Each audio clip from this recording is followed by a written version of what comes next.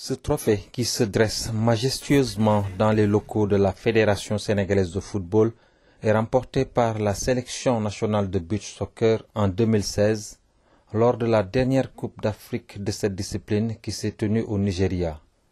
Du 8 au 14 décembre à Sharm el-Sheikh en Égypte, il sera remis en jeu à l'occasion de la 9e Coupe d'Afrique de beach soccer.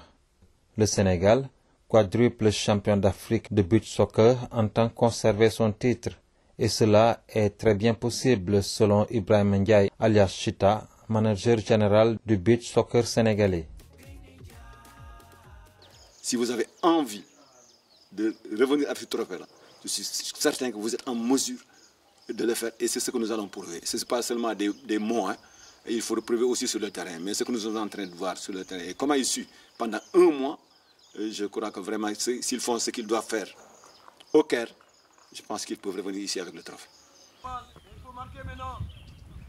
Allez, chacun, dernière balle. L'équipe nationale de beach soccer, même si elle est prête maintenant, elle souhaiterait également être au top pendant la CAN. Ainsi, elle enchaîne 2 séances d'entraînement par jour afin d'améliorer les gestes techniques et renforcer les aptitudes physiques. Ngala Sylla, sélectionneur national du beach soccer. Bon, aujourd'hui, on est à notre 2e semaine de regroupement interne. Donc, on est en train de faire, surtout sur le plan défensif et sur le plan offensif.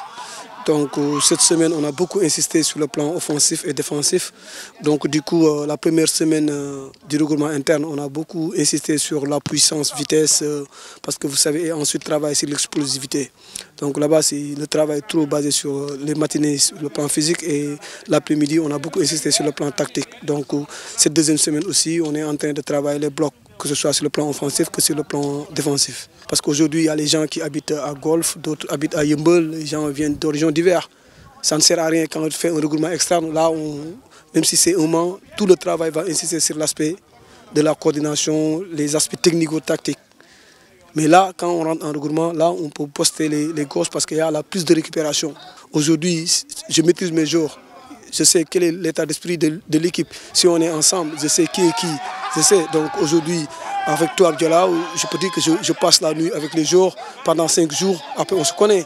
On va danser avec les joueurs, on va jouer, on va s'entraîner, on va rigoler. Il y a des humeurs, tout ça. Et après là, après, ça devient une famille. Parmi les nombreux exercices figurent les tirs au but et les coups francs. Mamadou Diallo, coach adjoint de l'équipe nationale, nous dit pourquoi un joueur de champ doit maîtriser les techniques de tir.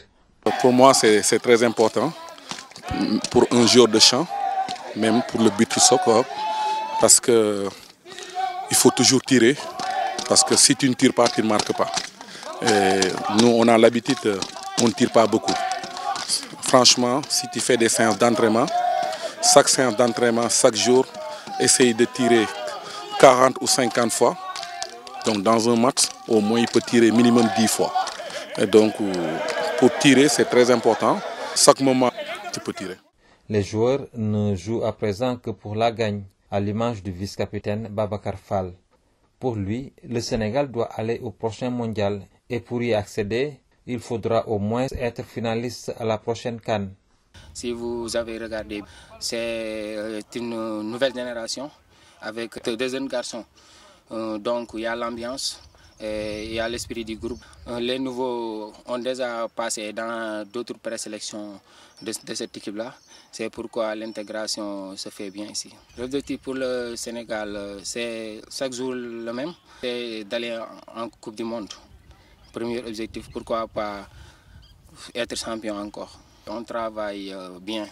Techniquement, tactiquement, l'équipe est là. Parce que dans des matchs amicaux qu'on joue, on sent que l'équipe est là. Et au dernier mois qu'on m'avait appelé, et ça m'a surpris aussi. J'étais vraiment content de rejoindre l'équipe. J'étais trop motivé aussi, parce que j'aime le beach soccer. Ça fait presque 3 ans que je pratique ce sport. Au début, je faisais le foot à 11. Et maintenant, depuis que j'ai découvert le beach soccer, c'est le sport favori. Le centre de développement technique Jules-François Bocandé de Toubab Dialaw, à une 50aine de kilomètres de Dakar, sert ainsi de camp de regroupement à l'équipe de beach soccer, à la satisfaction de Ibrahima Niang, directeur des lieux. Bon, il faut avant tout noter que c'est avec gaieté de cœur que nous recevons cette équipe nationale de beach soccer, comme nous l'avons fait avec les autres sélections nationales sénégalaises. Depuis l'ouverture du centre, les dirigeants de la fédération nous demandent de prendre toutes les dispositions à satisfaire les entraîneurs qui viennent ici en regroupement pour qu'ils soient satisfaits. Avant, les entraîneurs avaient 2 à 3 semaines pour se préparer. Maintenant, les sélections au minimum 2 à 3 mois. Et il y a des sélections qui sont préparées pendant 6 mois. Tout cela pour le développement du football. Tout cela pour privilégier les autres sélections que la sélection nationale a. Les U20, les U23, les U17 et actuellement les beach soccer qui sont avec nous ici et que nous sommes en train de tout faire pour qu'ils soient satisfaits, sont en regroupement. Actuellement, ils sont là avec un terrain qui a été construit par la fédération et ils s'entraînent ici et ils apprécient. Donc ce qui nous motive, notre rôle aujourd'hui, c'est de faire de sorte que l'équipe nationale, les joueurs qui sont là, soient dans les conditions de production, de performance.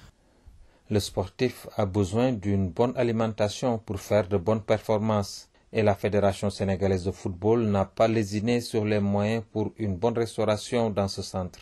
Nous tenons aussi à satisfaire les joueurs et les membres de l'encadrement technique qui sont là pour la restauration en qualité et en quantité. Donc ils sont là, l'avantage aussi, c'est qu'ils s'entraînent dans le même site, ils se restaurent dans le site, ils sont hébergés dans le même site. Donc tout cela pour que les joueurs puissent récupérer le maximum possible et qu'ils soient satisfaits sur tous les plans. Donc on ne fait pas de distinguo entre l'équipe A et les autres sélections qui viennent là. Nous savons que c'est une équipe nationale qui vient, c'est l'équipe nationale est là, nous faisons de sorte que cette équipe nationale soit satisfaite à 100% afin qu'ils puissent nous produire la performance et puis aller à l'excellence. Après d'intenses séances d'entraînement et un repas copieux, les Lions ont droit à un moment de relax dans leurs chambres qui n'ont rien à envier aux hôtels. Le manager général du beach soccer se réjouit de ce joyau qui ne cesse de promouvoir le sport au Sénégal et le football en particulier. À chaque fois qu'on parle de Toubab Dialaw, on est pressé d'y être. Parce que nous savons que ce que nous cherchons, on va le retrouver ici. Il y a la quiétude, les chambres, il y a tout ce qu'il faut. Mais vraiment, ce qu'il faut pour une bonne préparation, moi je dis qu'on l'a ici. Et que ce soit même sur le plan diététique surtout. Je crois qu'au niveau de la cuisine, moi je l'ai dit tout à l'heure, et sûrement peut-être les Indioven vont me prendre. Voilà, moi j'ai dit que vraiment c'est impeccable. Surtout le problème de diététique. Ça, les garçons, ils se défendent à fond sur le sable. Mais néanmoins, au niveau aussi de la restauration aussi, ils sont très bien pris en charge.